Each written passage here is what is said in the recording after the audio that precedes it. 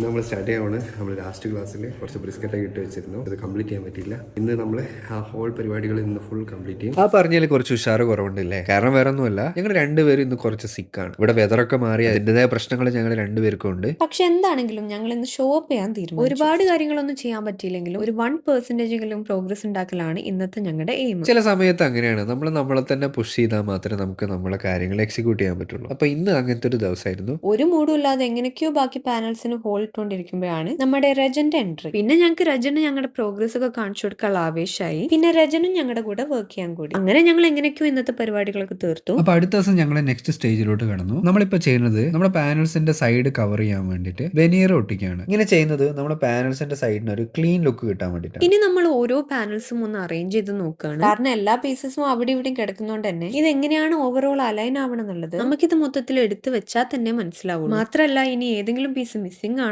അല്ലെങ്കിൽ ഇനി ഏതെങ്കിലും പീസിന് ഹോൾ ഇടാനുണ്ടോ എന്നൊക്കെ നമുക്ക് ഇങ്ങനെ ചെയ്തുകൊണ്ട് മനസ്സിലായി. നമുക്ക് ഇവിടെ വർക്ക് ചെയ്യണമെങ്കിലും ഇവിടുത്തെ മെഷീൻസ് ഉപയോഗിക്കണമെങ്കിലും നമുക്ക് ഇവിടെ ഒരു ലൈസൻസ് എടുക്കണം. ആ ലൈസൻസ് എടുക്കാൻ നമ്മൾ ഫസ്റ്റ് ഇനീഷ്യലി ഇവിടെ ഒരു ട്രെയിനിങ് കൂടെ അറ്റൻഡ് ചെയ്യണം. എന്നാൽ മാത്രം നമുക്ക് ഈ സബ്ജക്ട് എടുത്ത് വർക്ക്ഷോപ്പിൽ വർക്ക് ചെയ്യാൻ പറ്റുള്ളൂ. അങ്ങനെ നമ്മൾ ഇത് കംപ്ലീറ്റ് ചെയ്യാൻ ഏകദേശം ഒരു ഫുൾ ഡേ എടുത്തു. നെക്സ്റ്റ് ഡേ നമ്മൾ പാനൽ മൊത്തം പെയിന്റ് ചെയ്യാൻ പോവാണ്. അപ്പൊ അടുത്ത വീഡിയോ കാണാൻ ഫോളോ ചെയ്യാൻ മറക്കണ്ട.